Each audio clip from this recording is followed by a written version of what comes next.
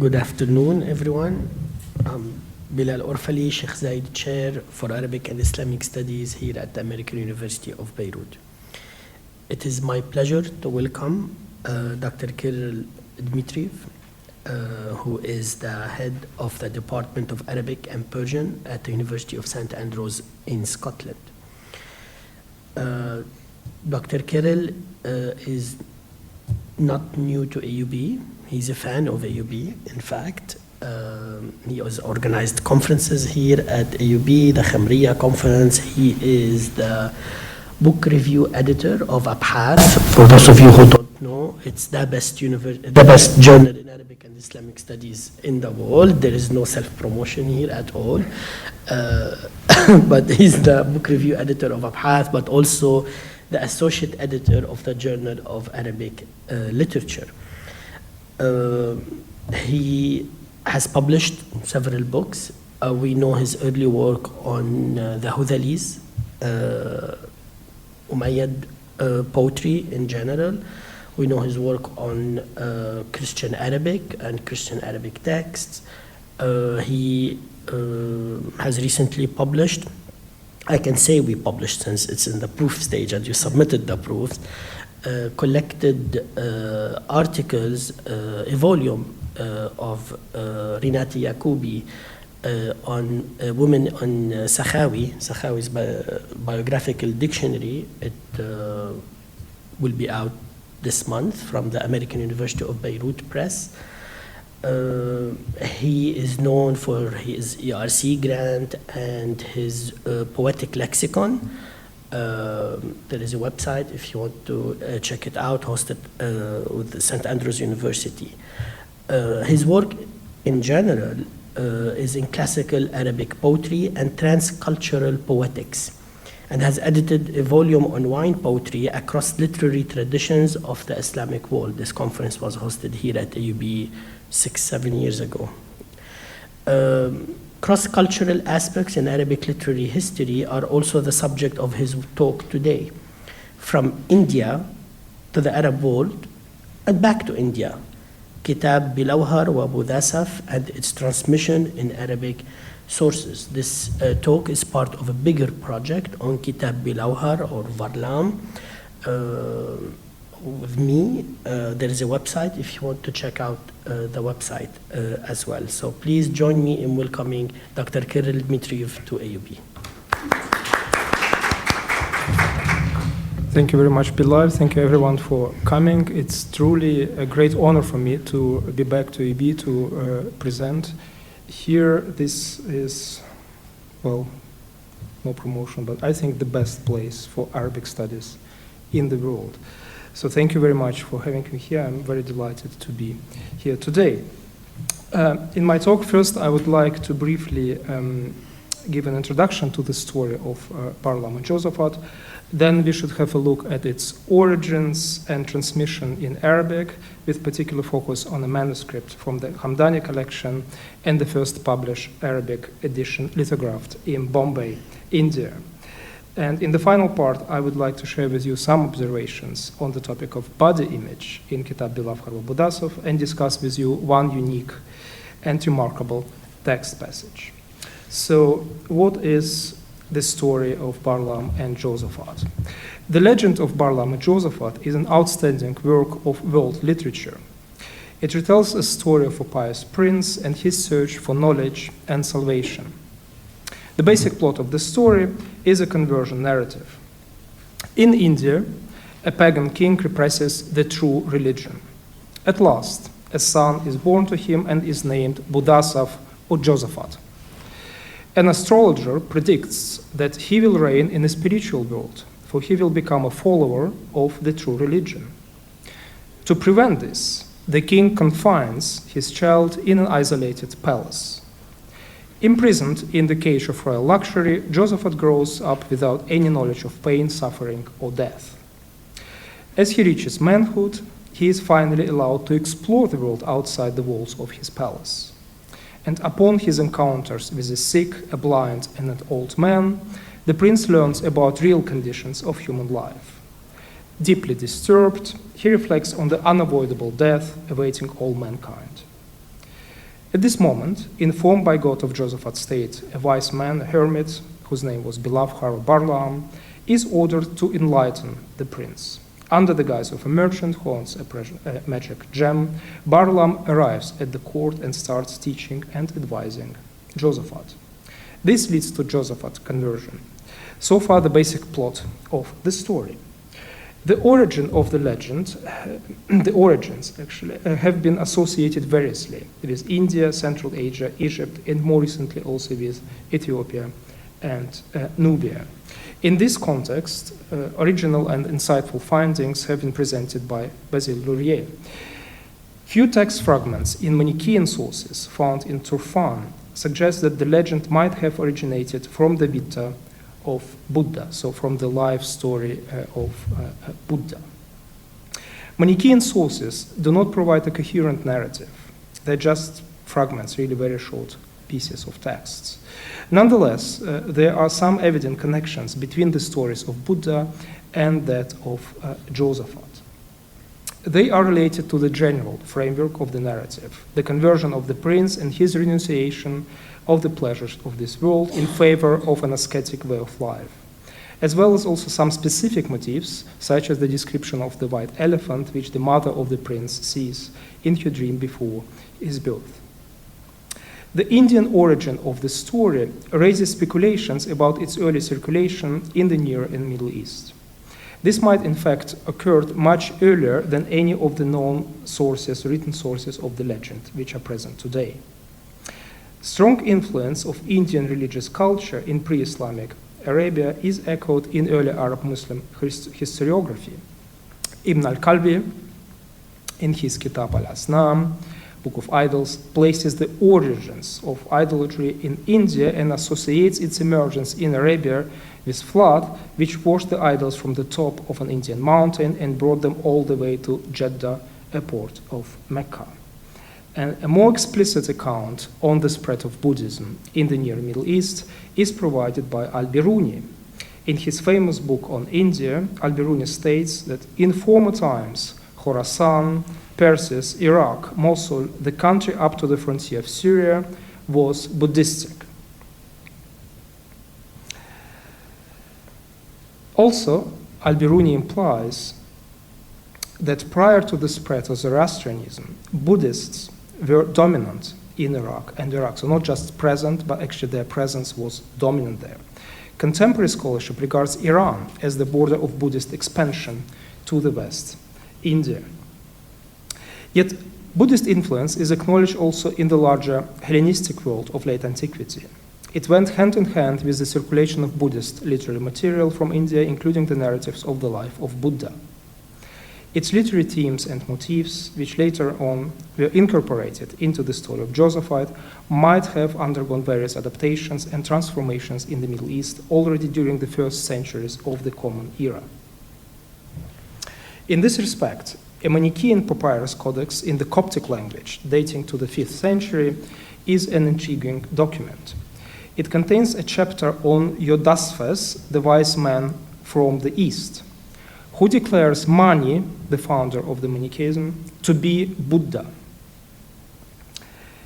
If Josaphat's story originated from the story of Buddha, the Coptic Codex can be understood as evidence that this story already very early underwent reinterpretations and transformations. And this, of course, complicates the research on the origins of the legend. Nonetheless, it is plausible to assume that the legend commonly known as Barlaam and Josaphat in Europe was inspired by the narrative of the life of Buddha. The name Josaphat supports this assumption and points towards the context of Arabic written culture. Josaphat, in Arabic spelled variously Būḍāsaf, wa-Būḍāsaf, wa-Būḍāsaf, and wa-Būḍāsaf, is an adoption of the title Bodhisattva, which stands for Buddha to be, referring to Prince Siddhartha, the enlightened Gautama Buddha. Moreover, regarding the textual history, the Arabic line of the transmission of the legend is particularly significant, since other early translations of the legend, including Georgian, Hebrew, and Persian versions, derive from it. In the context of Arabic literary history, it is remarkable that the legend found its way into Arabic literature as early as the middle of the 8th century. As such, it represents one of the earliest prose works known in Arabic. Al-Fihrist lists among the works translated in early Abbasid times from Pahlavi Middle Persian into Arabic in the circle led by Ibn Qaffa the following 3 books: Kitāb al-Buḍ, Kitāb Bilawhar wa Bilawhar, and Kitāb Bilawhar Mufrad by itself. Remarkable is not only the fact that the legend emerged in Arabic in the same period and cultural environment as Khalil and Dimna and the Arabian Nights, but also that from its very beginnings in Arabic it existed in multiple versions. The historical context of transmission underlines the fluidity and multiplicity of the text of the legend. Kutub mentioned in Al-Fihrist have not been preserved. Nonetheless, some Arabic sources contain passages from the early version of the legend, and these sources include Al-Asmai's Nihayat al-Irb and a longer passage in Ikmal ad-Din by Ibn Babawayh, and also an anonymous text preserved in a manuscript which today is kept in Germany in Halle under the title Kitāb Ibn Malik wa Nasik. Daniel Gemaret published a few additional quotations from Kitāb Bilawhar wa wa-Būḍāsaf from his survey of a large corpus of Arabic sources. The earliest attestation identified by Gemaret is found by Al-Jahiz in his Kitāb al-Bayan.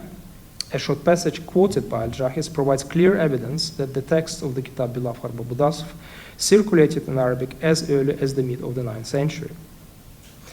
Early Arabic sources that I mentioned contain neither Christian motifs nor specifically Christian ideas or terminology. Thus, these Arabic sources preserve the earliest known texts from the legend of Barlaam and Josaphat, predating its transmission in various Christian literatures. The long and rich history of the legend in the Christian tradition started with its translation from Arabic into Georgian in the 10th or beginning of the 11th century. And this is also quite unusual, generally speaking, because very often texts would be translated from Greek into Georgian or from other languages. But here we have translation from Arabic into Georgian and then from Georgian actually into Greek.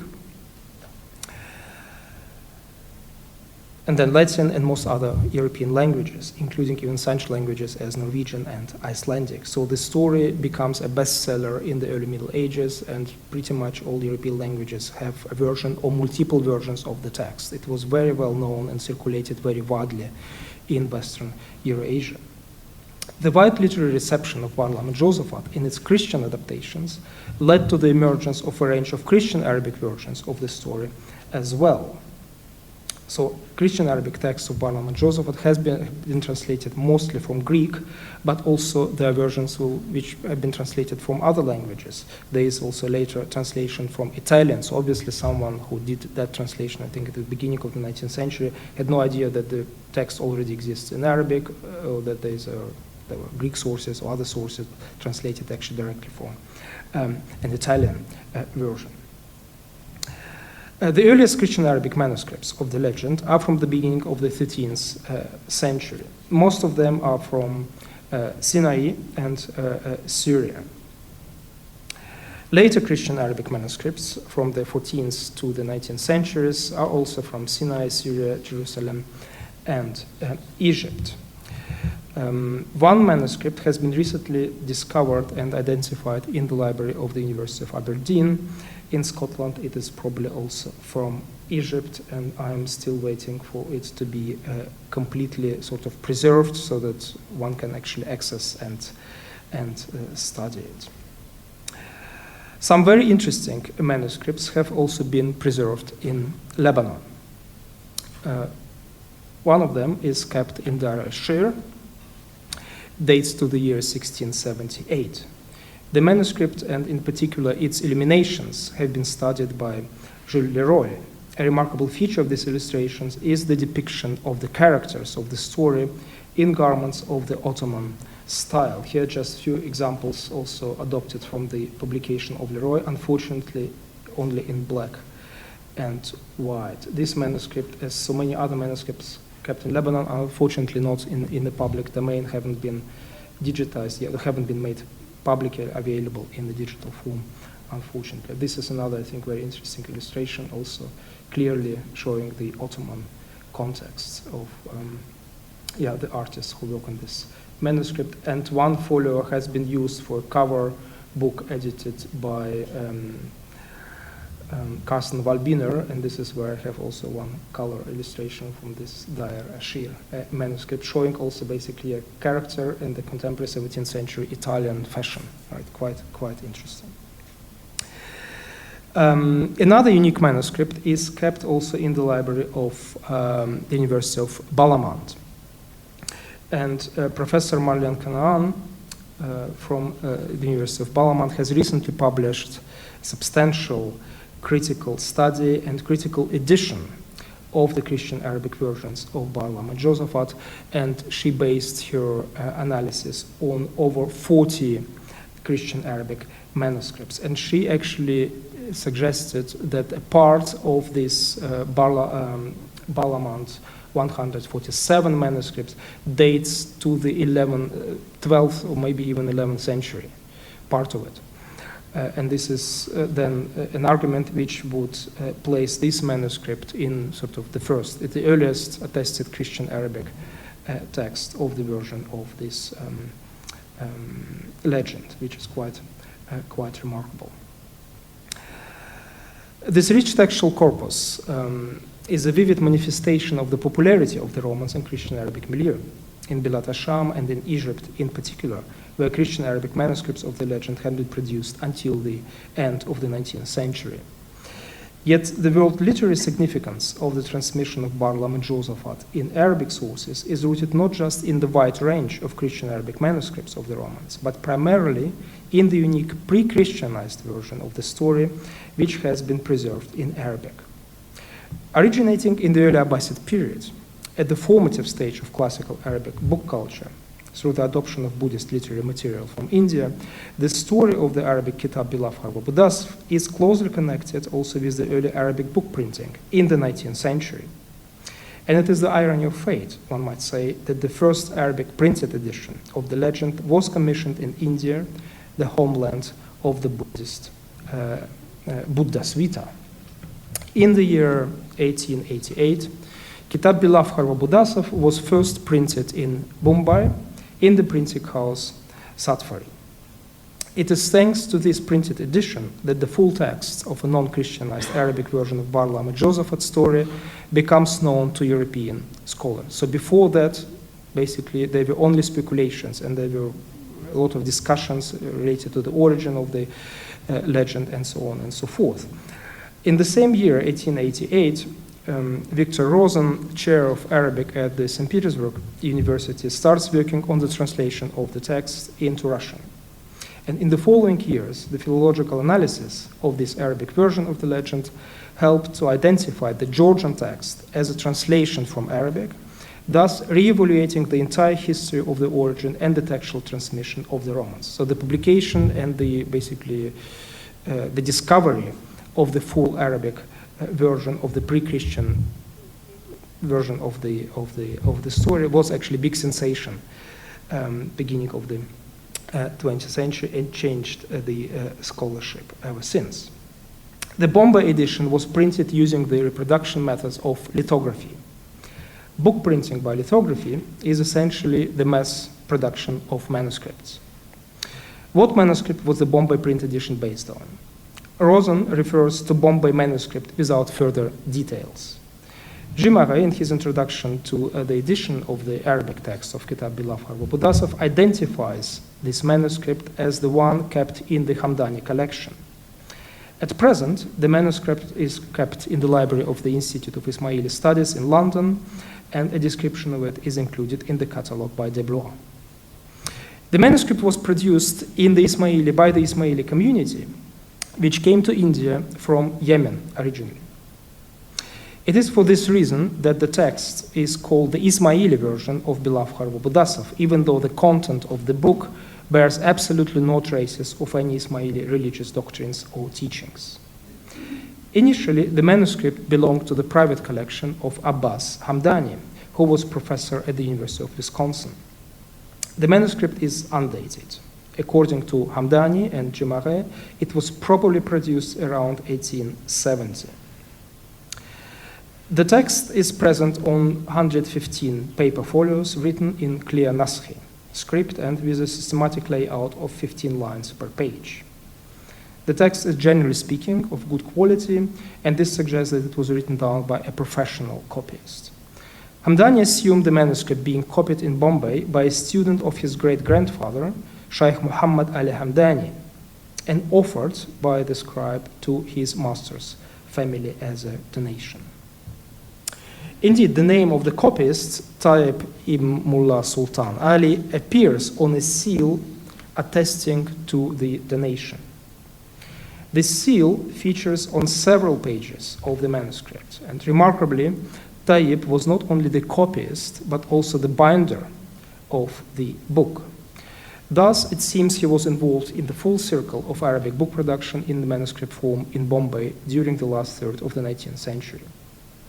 The last line of Tayyib's seal is hardly visible, but it seems to indicate the year 1284 Hijri. If this reading is correct, the year of the manuscript's production would be 1868. And this might also explain why a handwritten date reference on the cover indicates only day and month, but no year. The year would then be given on the seal. Thus, we can establish that the Hamdani manuscript was written down 20 years before the printed Bombay edition. In fact, the text of the lithographic print is close to the text of the Hamdani manuscript, yet both versions are not identical. Already the new title in the printed edition shows this clearly. The simple Hada Kitāb Bilawhar wa-Būḍāsaf of the manuscript in the printed edition became Kitāb Bilawhar wa-Būḍāsaf fil ma'wā'iz wa amthāl al-hikmiyya. Then, if you start reading the text, also the changes are evident. In the first line, even Ardul Hind is replaced simply by Hind, and so on.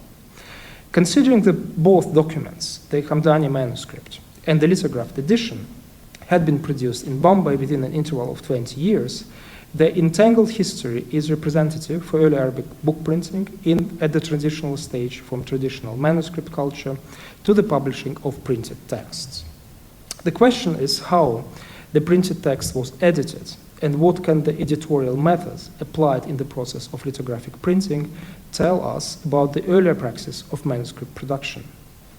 To approach this question, few remarks on the history of lithography and its development in India can be helpful. Lithography, literally stone printing, matba al-hajar, stone press, is a planographic process consisting of drawing on a grainy limestone surface with waxy materials.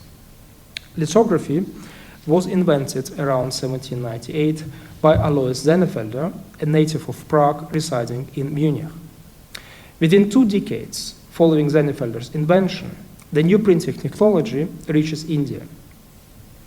The introduction of lithography to India in 1820s had a very significant impact on the printing in South Asia, and soon turned out to be much more important in India than typography, which was known in India already since the middle of the 16th century.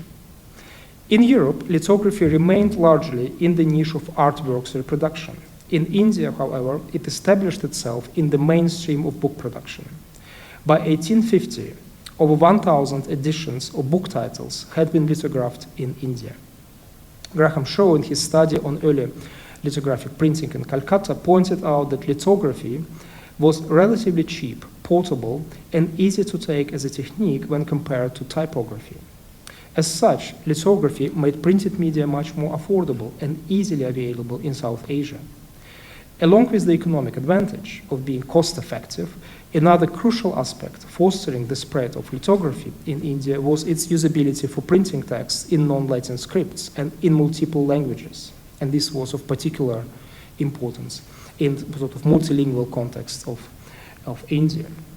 For this reason, lithography became the printing medium par excellence of the Muslim communities in India. In addition, lithography enabled the mass-produced manuscript. For the Muslim communities and the public interested in reading canonical Islamic texts in Arabic and Persian, lithography transferred the criteria of cultural and religious authority from manuscripts into the domain of book printing. This aspect of preserving the authority of a handwritten document in the new printed format was fundamental for popularizing lithography among Muslims in India. Lithography is based directly on handwriting made for the purpose of reproduction.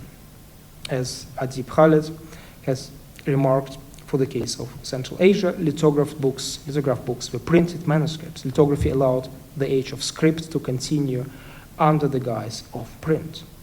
And observations made by Ulrich Malzow on the success of lithography in Iran are equally important in the Indian context. And he writes, lithography offered itself as the logical continuation of manuscript production. Lithography allowed for a smooth continuation of previous modes of book production while maintaining aesthetic standards and ensuring employment for the artists involved.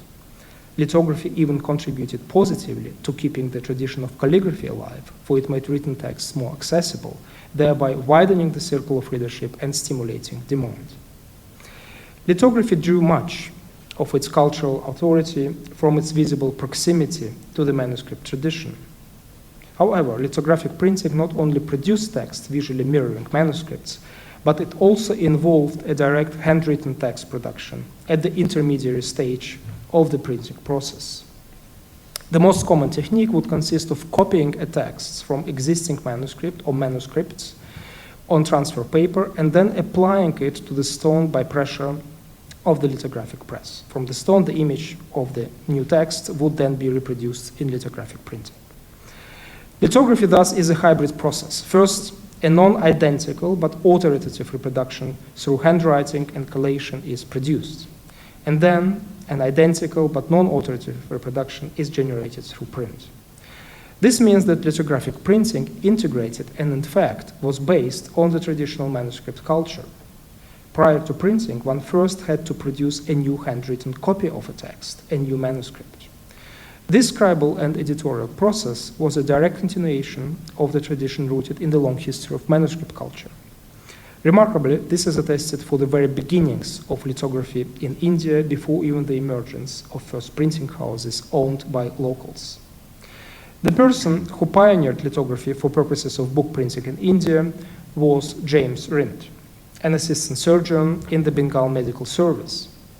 In August 1822, Rind returned to Calcutta from sick leave spent in Scotland with a lithographic press and materials. His press was bought by the Bengal government and officially established at the government lithographic press. Soon afterwards, the Bombay government ordered 6 lithographic presses to be imported from England in 1824 and appointed Robert McDowell as assistant in the secretary's office to oversee its newly created lithographic office. Since McDowell had no experience in publishing or printing, he approached Rind asking him for instructions. Rind responded with a detailed advice, including information on stuffing, which includes a position of Persian writer, a scribe skilled in copying texts in the Arabic script.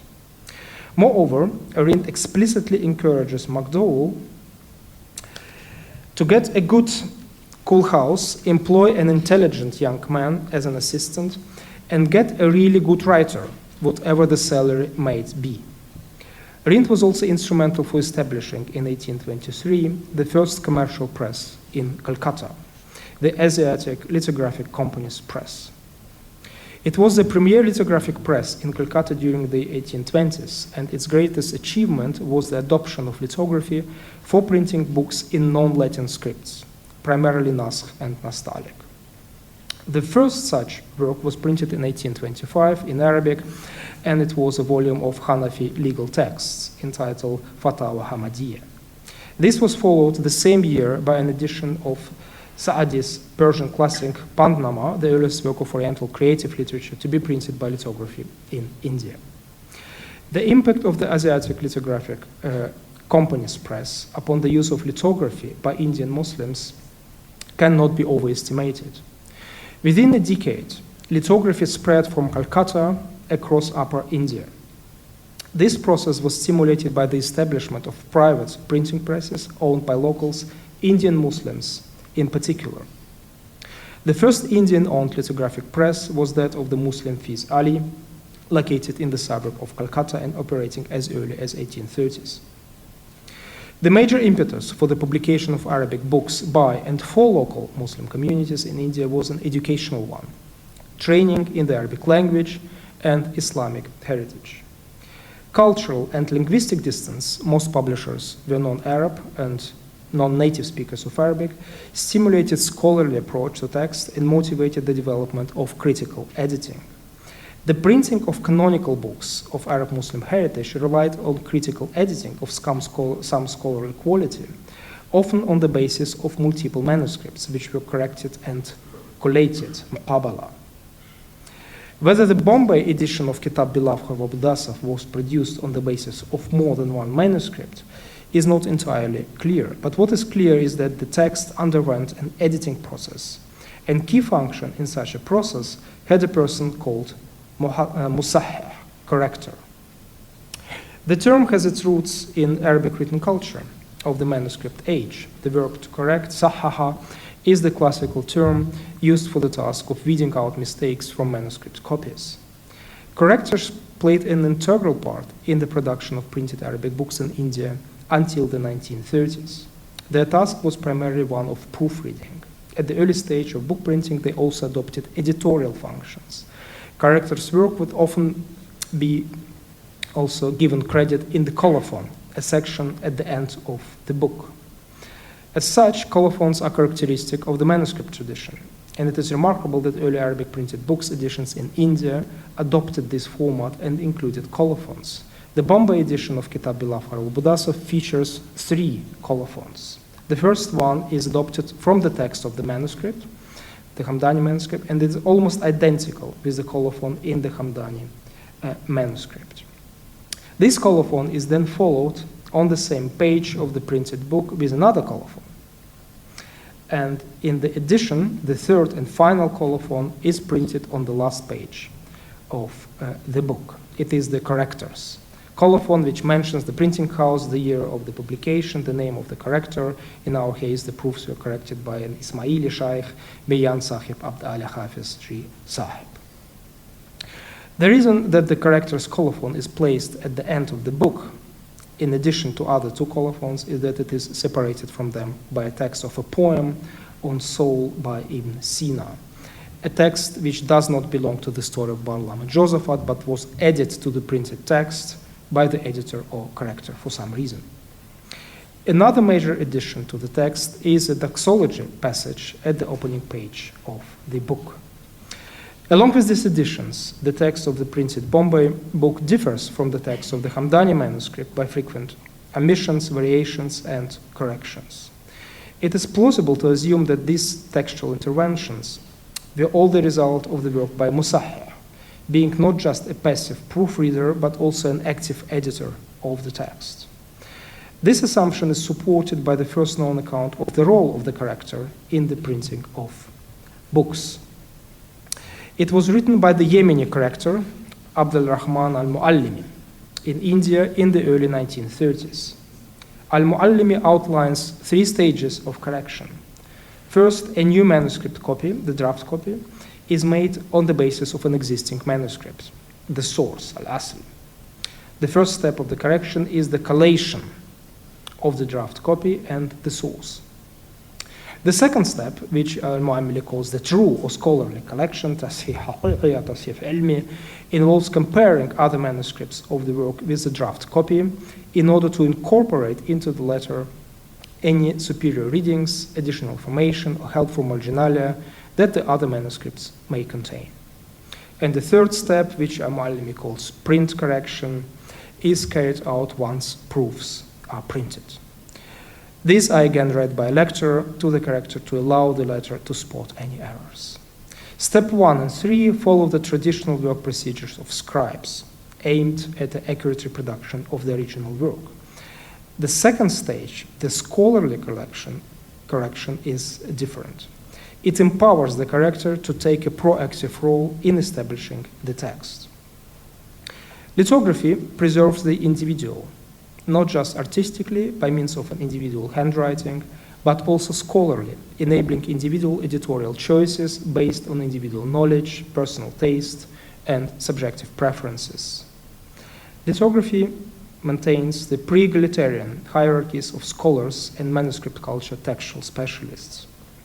Thus, Kitāb Bilawhar wa-Būḍāsaf, lithographed in Bombay, has to be regarded as a source on its own right, and not just as a mere reproduction of the Hamdani or any other manuscript.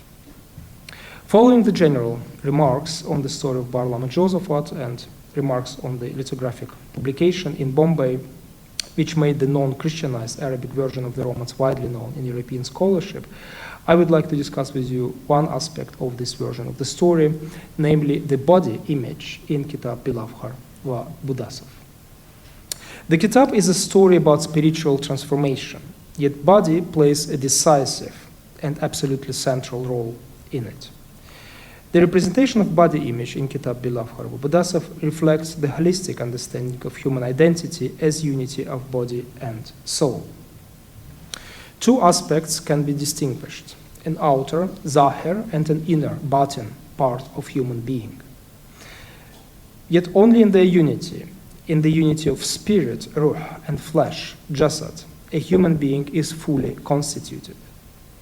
This concept is not surprising, since it was common in the pre-Cartesian era. Yet we should keep it in mind because interpreting the legend as a text preaching asceticism, one can easily adopt the Cartesian division between body and soul, which in fact is alien to the text of the legend. Understanding human as an integral being manifest in the unity of body and soul determines two significant aspects in the representation of body image in the Kitāb Bilawhar wa-Būḍāsaf. First is the positive attitudes towards body and its beauty as an element and a sign of human perfection. And the second is the recognition that vulnerability and mortality of the body provide evidence of the hierarchy of values which might be adopted in human behavior and thinking. The first aspect is expressed in the description of the prince, the protagonist of the story. Introducing him, the opening part of the Kitāb marks each stage in his early biography with formulaic expressions emphasizing the beauty of his body. When the prince is born, he appears as a baby like of whom has not been seen before in beauty, husnan, good looks, jamalan, and radiance, diya. Then the prince grows up in perfection regarding his body, jism, and his mind. His good appearance, jamal, his beauty, husn, and his adab. And finally, when the prince reaches his adolescence, he becomes famous for his beauty, jamal, his perfection, kamal, along with his mind, aql, his intelligence, fahm, and his piety, zahada. The same qualities of the prince, including his handsome appearance, are praised in a similar statement just 3 pages below on page 37. The text of the Bombay version insists on promoting the positive body image of the protagonist. And it is remarkable that the first 2 passages referring to the description of the prince use only the word, not only the word Jamal, but also other attributes, highlighting the attractiveness of his appearance, putting a rhetorical emphasis on the positive body image. This fulfills an important emotional function within the communicative strategy of the text. It attracts the attention of the reading audience and makes it easier, in particular for young readers, to identify themselves with the protagonists of the story. The positive body image is an important element in the description of the prince, especially if you consider that the popularity of the legend was rooted in its wide usage as a book for adolescents. Studies in psychology have shown that there is a strong connection between identity development and body image. For adolescents, body image has a major influence on self-esteem, and appearance is a highly significant aspect of adolescent identity. At the same time, Kitāb Bilawhar wa-Būḍāsaf makes it clear that the positive body image is only one side of the perfection attributed to the prince. Along with his handsomeness, Būḍāsaf is praised for his intellectual capacities, his education, and piety. Yet it is remarkable that aspects of body image are not excluded or neglected in this context. On the contrary, they are repeatedly emphasized. We must note also that in all references, the beauty of his body is mentioned first. This underlines once again the holistic understanding of human identity as unity of body and soul. And at the same time, According to the text of the Bombay edition, bodily aspects in the description of the prince as a perfect human being are by no means subordinated to the spiritual or intellectual attributes of his identity. They are presented as being praiseworthy and valuable. The presentation of body image serves not only to describe the perfection of the protagonist. In most part of the legend, the body discourse revolves around the theme of vulnerability and mortality of the body and the subjects of illness and pain experienced through and in the human body. In this sense, body image is the symbol of man's relation to death, and as such, it is a central aspect of human self-consciousness. The representation of the body and its distortion is an effective literary instrument to negotiate and establish the values suggested as essential for human identity. The message of the legend is strongly motivated by the hierarchy of values, advocating the spiritual over material, for eternal over temporal, for heavenly over earthly. The negotiation of these values is carried out through the representation of body image. We should now turn our attention to a minor character in the story who is mentioned in only one episode. No name of this man is given, but he is described as someone who fixes words by words. The episode where we read about him is a sub-story in the introduction section of the romance, a sub-story about the vizier of the king who, on a hunt, finds a man lying by a tree. This man is unable to move because a lion damaged his legs. The man declares to the vizier that he can be useful to him, for he fixes words by words. Ana rajul artokul alam bil kalam. The vizier takes the disabled man to his house, and indeed later he proves himself useful. The vizier becomes the victim of an intrigue at a royal court. The king, who wants to prove the loyalty of his vizier, locks him into a trap by pretending that he considers accepting the religion that he has been persecuting and becoming a hermit himself, thus abandoning his kingdom. The vizier, who is a secret follower of this true religion, approves the wish of the king immediately, but immediately also notices a negative expression on the face of the king and realizes that something went terribly wrong.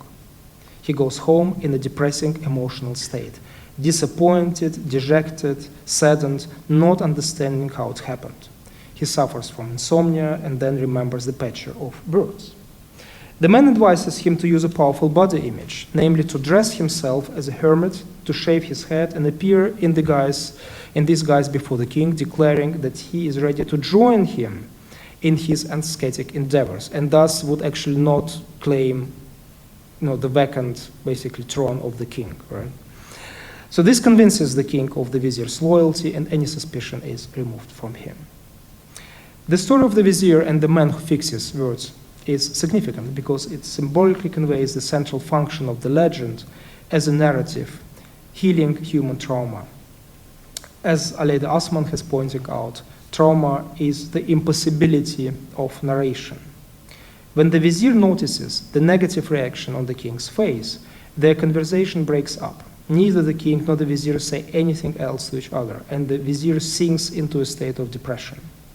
By fixing the narrative and restoring the communication, the picture of words helps overcoming this traumatic experience, and it is remarkable that it involves a radical transformation of body image and identity. The vizier must adopt the bodily image of a hermit. Yet there is more to the episode. The person who heals the trauma has himself a damaged and distorted body. His legs are broken and he can't walk. His disability, I would argue, is a meaningful symbol of the weakness and fragility of human body, which reveals the undeniable truth about the human somatic condition and the reality of human life in general. This body image is presented as a trigger, motivating the search for the true meaning of life. That healing springs out from suffering might appear as a paradox, but this is exactly what the figure of the picture of words stands for. Kitāb Bilawhar wa-Būḍāsaf illustrates this meaningful paradox not only symbolically in the figure of the disabled picture of words, but also explicitly in the main part of the legend. And we return to the story of the prince now. His conversion is motivated by the mental transformation, which is triggered by nothing else but the recognition of human nature manifest in the images of diminishing bodies. Būḍāsaf confronts people whose bodily appearance is dominated by sickness, blindness, and aging. In some Christian Arabic manuscripts, like the one kept in the Vatican, these encounters are also nicely illustrated. So here's the first folio showing the maimed and the blind person whom Būḍāsaf meets, and another one showing an old Rajul Ajuz.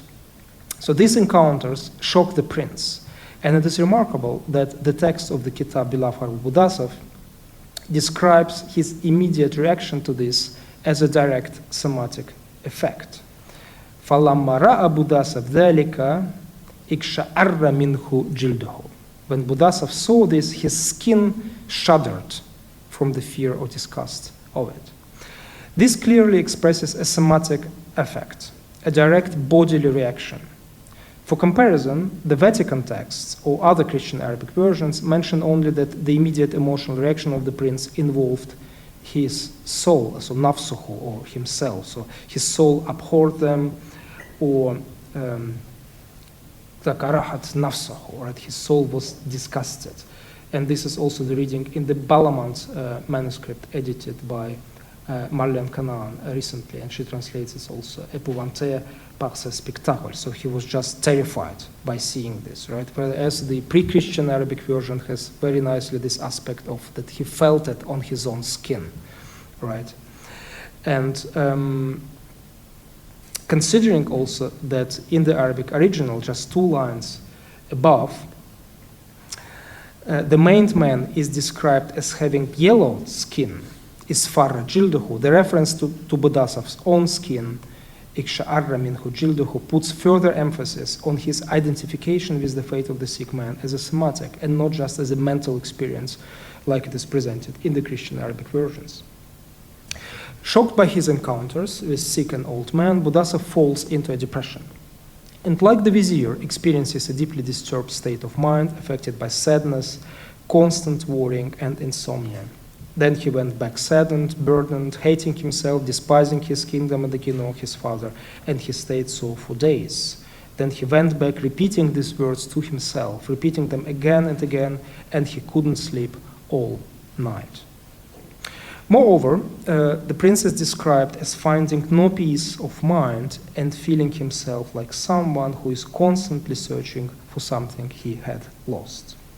This mental crisis, embedded in the negative body images, is the main trigger opening the gateway to knowledge, which is proclaimed as truthful and is based on the recognition of the hierarchy of values, placing psyche over physis, spiritual over material, a hierarchy which nonetheless does not negate or exclude the bodily side of human identity, but rather acknowledges its true meaning and purpose. In this context, another episode in the opening part of the Kitāb Bilawhar of Būḍāsaf deserves our attention, and I would like to close my talk with a brief discussion on this passage. It is the story of the sacrifice, as I would call it. The episode is unique to the Arabic version of the legend, as preserved in the Hamdani manuscript and in this Bombay printed book edition. No other versions of the story of the Romans actually have this episode. So this is the folios of the manuscript, which contain the text and also the printed edition. The episode does not feature in the Georgian translation, it does not feature in Greek or other Christian Arabic versions of the text. Also typologically, the motif described in the episode is strikingly unusual. I could not identify any parallels to it. So if you are aware of anything which also typologically, sort of cross-culturally, could shed some light on sort of the meaning of it, I would be very helpful for your feedback. So what is it about? Becoming aware of human somatic condition and death as ultimate destiny of human life, Būḍāsaf develops spiritually motivated inclinations. And his father, the king, tries to divert him from his spiritual path and consults his priests and astrologers. One of them makes an interesting statement by saying, "This boy will never attach himself to any of the goods of this world, until he sheds blood. So there's still this first sort of connection between attachment to this world and blood. Upon this, the king ordered a sheep to be brought and a knife. And he went to his wives and took the boy with him to his mother. And they both said to him, "We want you to slaughter this sheep for us, or our son." This is, by the way, also the only episode where the mother of the prince appears in the story.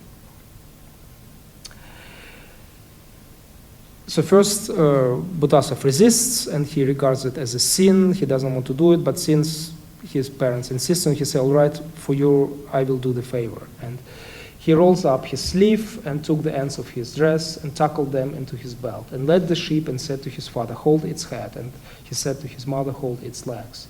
And he took the knife with his right hand and put his left hand under the neck of the sheep on the ground. Then he struck with a knife as if he wanted to kill a sheep on his left hand.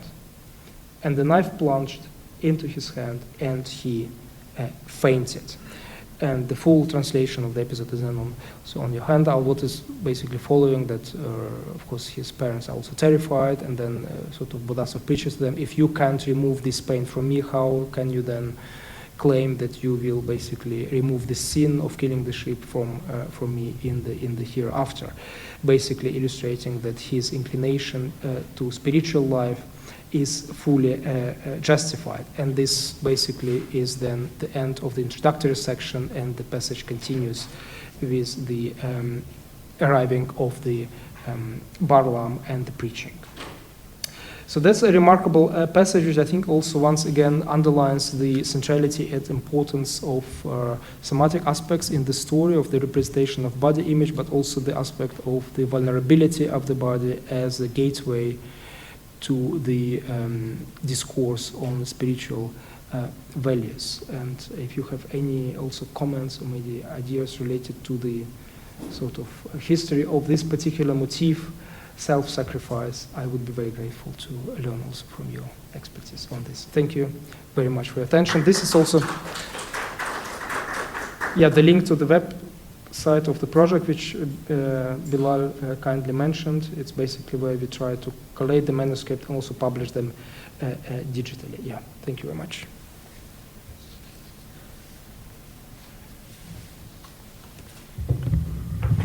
Thank you, Kirill, for this fascinating journey. We now have time for a few questions.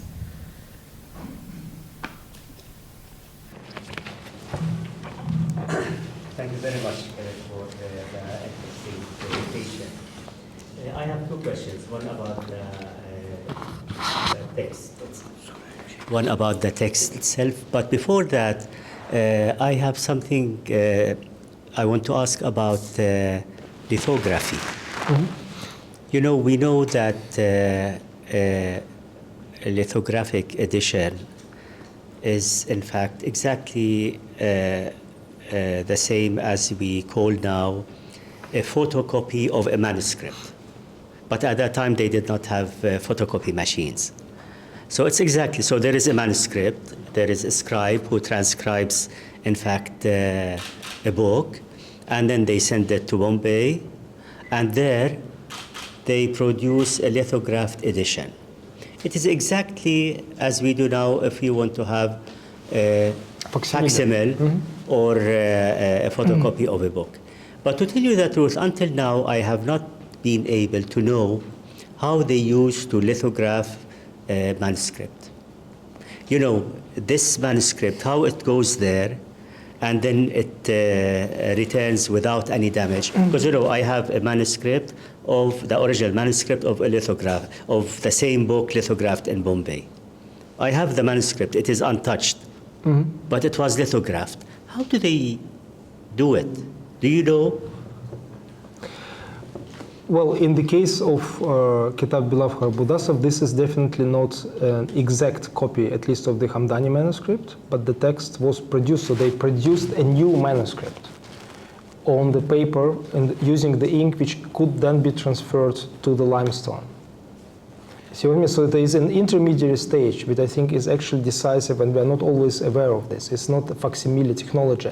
But maybe there is another lithographic technologies which then would basically mirror sort of exactly the existing, all the manuscripts. Yes, because I was told yeah. about, in fact, a scribe who goes there and he sits and there is special type of paper or something that he, and then they put some kind of ink on stone and so on.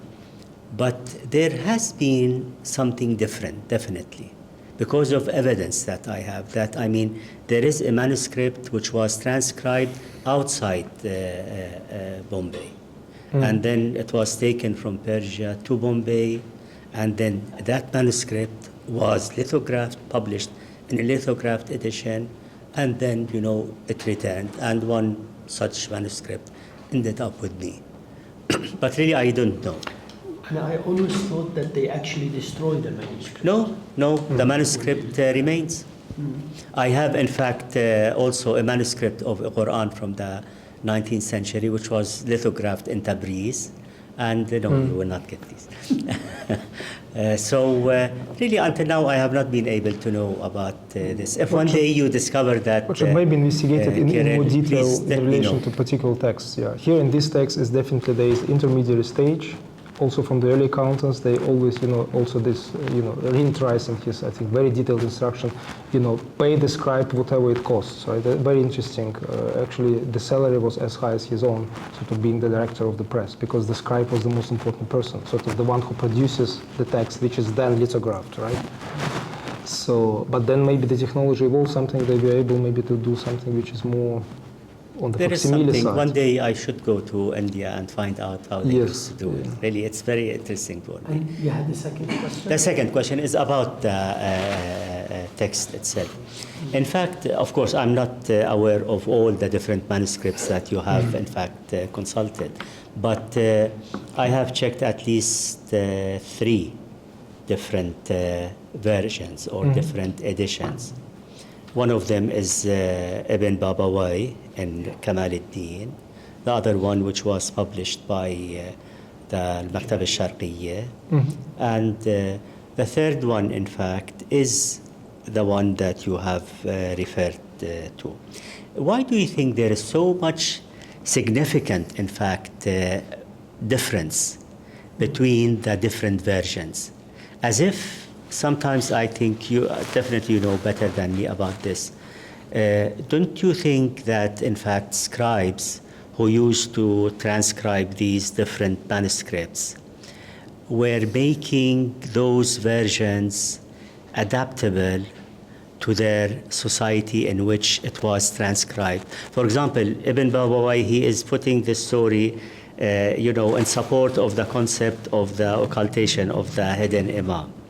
And I compared, in fact, the text of Ibn Babawai with this page, which was on the ad. And, it is the same, but it is very different. The content remains the same, but there is a lot of difference, especially in expressions, in terminology, sometimes in elaboration.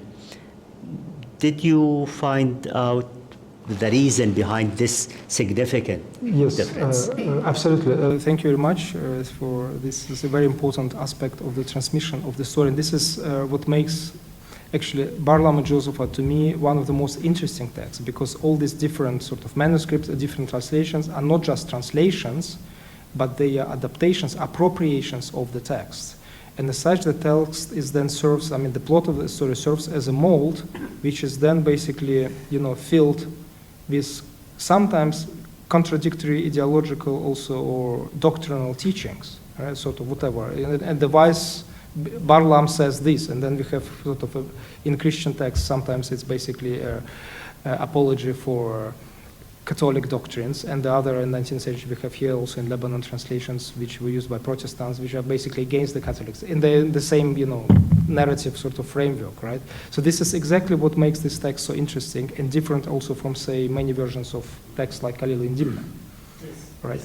And part of its popularity, but also part of why I think it actually makes sense to study all these versions. Also the very valuable now critical edition of Professor Kanaan, I think she refers to over 60 manuscripts, she worked with them, but the critical edition basically using, it makes sense. For earliest, it's totally fine, but also later texts on their own right. They're not just rewriting, copying the existing text. Sometimes they do, but very often they're reinterpreting, they're adding some, and thus the text tells us something about the milieu in which it actually was circulated. And this is what I think interests us most. Also, unlike Kalila wa Dimna, well, partly Kalila wa Dimna had this material life, right? Material culture, penetrated material culture, but this text penetrated, the European culture in astonishing ways, right? One of the conferences we held was in the church of Varlam, right? In Greece, Meteora, for example. Yeah, and I mean, the first dramatic play in Spain was actually the Varlam and Joseph play, also, I think 16th century something. And iconography and churches, songs, liturgy, whatever, you name it. There is a question there. I have to raise my voice, I guess. Oh, okay, I think you can hear me. See, I have a media background, obviously, and thank you, Doctor, for the presentation. Obviously, my interest stems from the fact that I'm looking at this as a medium at the end of the day, and end of counts. My question is this, specifically. What was, well, I assume, obviously you can expand a little bit on this, because I really wondered, what was the target audience? Who was the target audience in its original form? And then what happened when, obviously, this found ways into the Arabic sort of realm? And what was really the purpose of this? Because, I mean, if you really compare media at the time within the given context, it's, at this very moment in time, media has its different channels and different forms and different methodology and channels, etc. But I assume there was some kind of limitation at the time with this media being sort of conceived, published, and sort of divulged. So, I'm trying to sort of kind of see to what extent there was some kind of limitations, what was the target audience in its original form, and what was the effect and what was the very purpose of this once it was kind of spread, whether the masses, whether was it to the masses, was it more like to the elite? This is very much kind of the question I'm trying to Yes, thank you very much. Also very absolutely central aspect of the story of the text. It's its usage. And well, if you were to speculate about the origins, then we probably have to look back at the life of Buddha. What was basically the audience, or the targeted audience, or the also aims of the story? And I think one can more or less, or at least me, I'm not an expert in early Buddhism, but in case of the Barlama Josephat, the story as it becomes sort of tangible to us in a more or less in a complete narrative, it's a hagiographic novel, right? And in that, it shares sort of, its targeted audiences, its main goals and aims with widely attested sort of, all the genres which relate to religious hagiographic texts. And this is sort of to the benefit of the text, but also maybe this is one of the reasons why it's actually now, since the spread of secularization, became much less known as the Arabian Nights, say, or even Kalila wa Dimna. So even specialists very often in the field of Arabic studies never heard of this text, right? Arabian Nights, Kalila, everyone knows. But this text is one of the earliest prose works in Arabic and has been massively really absorbed throughout the Western Eurasia. So it was very popular. Speaking about the elitist or sort of non-elitist concept, it's definitely popular literature. It's definitely not elitist. If you look, for example, in the transmission in the Slavonic world, we have over 50,000 manuscripts in Slavic. Basically, any library of any sort of importance would have at least a copy of that book. And this is also, for me, the reason to assume that it was very much also used for educational purposes, as also literature for youth, for young children, basically, to teach them the basics of the faith, basically for catechetic purposes as well. So there is also this dimension of popular edifying reading. Yeah. One thing I learned from Dr. Bahmardi, actually, since he's here in our Abbasid literature class, right?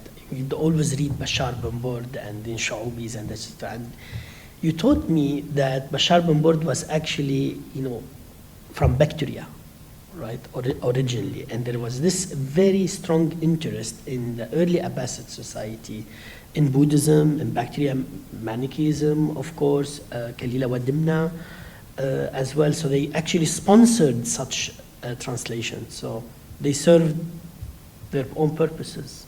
Buddhism was, as Kirill has mentioned, was very much widespread, and we know Bamyan in Afghanistan, the largest statue of Buddha in the whole world, is in fact is in Khorasan. It's not in India. Dr. Al-Baki has a question. Yes, thank you very much, Kirill. That was a very interesting cultural journey from India to Arabia, back to India, and then the Georgian influence and so on, which prompts me to ask a question concerning the name wa-Būḍāsaf. I understand how the B could change into a ya through tashif, but then the end result is Yoshafat, which reminds me strongly of a Hebraism.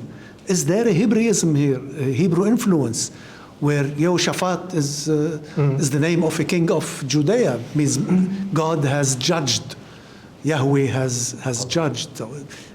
Is it too much of a coincidence, or? Well, we do have quite an early also translation into Hebrew of the Romans, but I think the appearance of Josaphat is actually in the Greek sources as such. So there is this gradual, but there is also a high variety of these names, really. So Yeah, but that could come from the Septuagint or from the translations of Hebrew to the Greeks. Theoretically, it could, but I think what is actually quite clear in terms of the early attestations of the name, it is wa-Būḍāsaf. So it's not the Josaphat. It's what. Where does Josaphat come from? On the. It's a mispronunciation, you mean? On the slide, I think it appears first in the Greek translation of the text. Right, and if you look at the Arabic, the early Arabic text, there is definitely this sort of also what could only happen in writing, where you basically miss the dots. Instead of the B, you have a ya. Yes, that's suddenly. understood. And then the similarity is striking. I mean, yeah, it is. It's too much of a coincidence. I haven't worked on the Greek translation in detail, to be honest, but I think also what you suggest sounds totally possible, because also the translators of the Greek Christian religious text, why wouldn't they use the sort of the melody which is inspired by the Septuagint? It's totally plausible, right? Interesting. Thank you.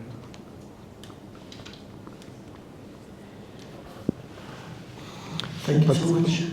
Well, you're most welcome. Also, when it comes up to names, it's also interesting to see that the earlier Arabic versions, for example, the manuscript in Halle, are almost completely anonymous in the sense that they prevent using personal names. It's basically Ibn Malik and Nasik. and Nasik. There's only like three occasional, and then we have the manuscript where basically a later one, I think, Yale manuscript, where it's still Ibn al-Malik, and then it is basically wiped out, and wa-Būḍāsaf is written as personal name, which shows the person who copies has sort of either Ibn al-Malik in the manuscript or in his sort of head, and then introduces the personal name. But initially the text is actually trying to be, communicatively speaking, as open as possible. There's also no specific elements of any sort of specific religion. It's just the true religion, deen, and so on, and the wise person, and whatever the young prince, right? Whatever his name. So sort of tries to be as accessible and as open access as possible, so to speak, in this respect. So it's also interesting dimension of the text. Yeah. Thank you so much.